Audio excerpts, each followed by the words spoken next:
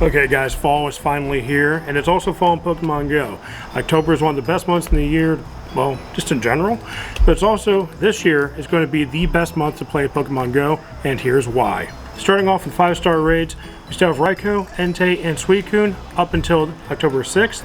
Then Guzzlord comes back October 6th through the 20th. For the first time ever, Guzzlord can be shiny, making him the second Ultra Beast that can be shiny eligible in Pokemon Go. Then from the 20th through November 3rd, Darkrai comes back, which also can be shiny, and if I remember correctly, it's actually one of the top 2 or 3 Dark-type raid attackers in the game. So definitely get your hands on that, get some more XL candies, power those up. I'm going to be grinding all of those pretty hard.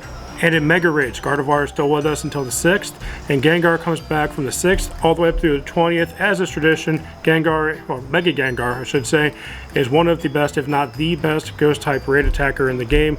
And Mega Bayonet comes back from the 20th through November 3rd. Now, I was under the impression that Shadow Zapdos would be in raids from front to back all the way through the season, much the same way the Articuno was last season. However, Moltres will be the featured legendary for Shadow raids in weekends in October, and remember, Shadow Legendaries cannot be remote raided, they have to be done locally with your friends. Some of the events we want to highlight: the Out to Play event will be going on from September 27th through October 2nd. I'll leave a link in the description below with more event details going into greater detail about what that's all about. There will be a mystery event from the 5th through the 9th. All it has on the infographic is a bunch of question marks. They have been teasing kind of like a detective room, or so we're kind of thinking, at least based on what they've been feeding us in social media, that it might be the return of Detective Pikachu, so fingers crossed, we'll see. And then Go Battle Weekend will be October 7th through the 8th. Typically what happens there is for, again, this is just from past events. Nothing's been announced yet that I've seen. Typically for $1, players can buy a research ticket. And then the entire weekend, they'll have access to a lot more battles compared to the 25 battles they can do per day. They know it would have access to 100, and usually there's big rewards for completing battles, not necessarily winning, but if you're trying to get to the next level, trying to get to legend status, whatever, that'd be a great weekend to do that. If you're trying to get up your Stardust count, that'd be a great opportunity for that as well. Then the Harvest Festival will be taking place from October 12th through the 17th.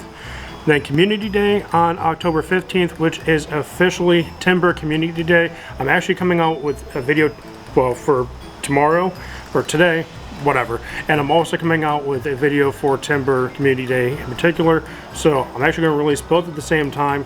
So I'll leave a link for that video in the description below as well. Then we have Incense Day on October 21st. That is from 2 o'clock until 5 p.m. And then we have Pokemon Go Halloween 2023 Part 1. That's going to be from October 19th through the 26th. And then Part 2 will be from the 26th through Halloween Day on the 31st. And that's actually going to be a Team Go Rocket event. It's going to be a takeover. And I think there's some speculation as to what the Shadow Legendary will be for that. Yes, that's what we're all thinking, right?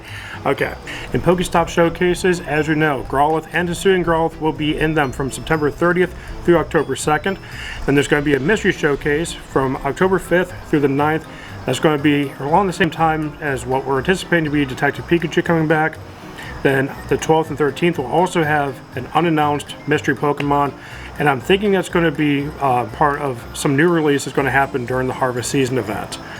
Then on October 15th, we have Timber and Conkeldurr, which was kind of our tip-off that Timber, it's going to be the featured Pokemon during Community Day this month, much the same way that we kind of figured out that was going to be Grubbin this past month. Then the 16th and 17th, we have Pumpkaboo and Gourgeist. Then Shuppet and Banette on the 20th through the 22nd. Another mystery Pokemon from the 23rd to the 25th. Phantom, October 26th through the 28th. And from October 29th through October 31st, we have Ghastly and Gengar. So there's going to be a lot of showcases happening. If you need to still work on that medal, which I think a lot of us do because it's a brand new medal in the game, if you're working on your showcase medal, now is a great time to get that done since you're going to have a bunch of opportunities to work on it. And during Spotlight Hours, October 3rd, 2x candy for transferring Pokemon featuring Slowpoke. The really good tip to use for this is what I personally like to do. So I like to build up a graveyard of a bunch of meta-relevant things, a lot of legendaries that don't have the best stats, and I like to just put them in one folder. I call it the graveyard, so that I know at 6 o'clock Tuesday, I'm going to sit there and just do a mass dump of everything, get some more candies, get some more XL candies, it's probably honestly the best time to do that. Plus, Slowpoke has a really good catch circle, so if you're working on your excellent throws, be it for some research or to get some easy XP, Slowpoke is a really easy one to hit with his excellence on. Then on October 10th, we have Shroomish Spotlight Hour, and you get double XP for evolving Pokemon. So there's two different strategies here. Keep in mind, Shroomish does give you a base 500 Stardust per catch. So if you're looking for Stardust gains, this would be a great time to hit that up. Throw down a star piece and get 750 Stardust per catch. That's not including weather boost and things like that. And the 2 XP for evolving Pokemon, what I like to do is I'd like to take free evolution things like Pumpkaboo, Phantom, Machoke, Kadabra. I trade those with my friends. I have a whole folder full of free evolutions, things that are cheap to evolve like Weedle, Pidgey, Whismur, Pidove, things like that. Make it really easy to evolve. Really maximize how many evolutions you can get in that hour. Have a couple lucky eggs down for that hour. And yeah, I can get probably about 120-ish because I think it takes about 30 seconds or so to evolve a Pokemon. Not got 120 evolutions, so that's going to be 1,000 for the base for evolution. Then another 2 times with the bonus. Then another 2 times on top of that with the egg. That's 4,000 per evolution. 4,000 times 120 is a big number, which is right there. And yeah, so definitely get those gains if you can. Then on October 17th, Pumpkaboo is a Spotlight Pokemon, and the bonus for that one is double catch Stardust. Kind of wish that was reversed with Shroomish, because Pumpkaboo is a free evolution and Shroomish gives more Stardust.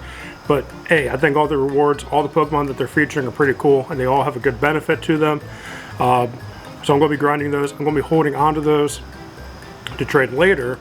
So that way, next time a free evolution event comes along or double XP evolution event comes along, I'll have those free evolutions in my folder, ready to rock and roll. On October 24th, we have Phantom Spotlight Hour, 2 times catch XP. Phantom, like Pumpkaboo, is one of those free evolutions. Get as many as you can, trade them with your buddy for evolutions, so that's tip number 1 for that. And also too, if you want to catch even more Pokemon on top of that, it'd be a great time to throw down a coin bag, get some more Dimagools for your Goldangos, and also mystery boxes so you get more Meltans. So get as many possible interactions as you possibly can, especially if you're going to be hanging out, staying at home, relaxing, maybe not seeing as many spawns. Get those spawn counts up and really help you with that XP grind. Then on Halloween night, October 31st, we have your mask with 2 times candy for catching Pokemon. Same trick as before. Get that mystery box down, get the coin bag going. So you get more candies for those Pokemon. To level up from 40 to 50, one of the steps is to max out 3 Pokemon. Melmetal was actually one of the first ones I ever maxed out. It was really easy because I was doing the mystery box like clockwork, especially during spotlight hours. And it really helped me get the candies I needed to maximize the potential of maxing one out. And I was actually able to max 2 out, but not the point. But yeah, so definitely a good strategy to use for that. So with this being spooky season, I think now is a great time to really focus on those catch metals, because there's going to be a lot of dark type spawns. There's going to be a lot of ghost types, especially ghost types. I mean, almost every spotlight hour is some kind of a ghost Pokemon. So if you're still working on Hex Maniac or your delinquent catch metals, now is a great opportunity to make a lot of progress towards them. If you're working on the Scientist metal, there's a lot of things with free evolutions between the Pumpkaboo, the Phantom, and heck, even Conkeldurr. People forget that Conkeldurr is actually a free evolution when it's traded. So you're going to be seeing a lot of those on Community Day. So that's going to be a great time to work on that Scientist badge as well. So that's everything I have. Hope you guys have a wonderful holiday season or Halloween season. And yeah, see you next one.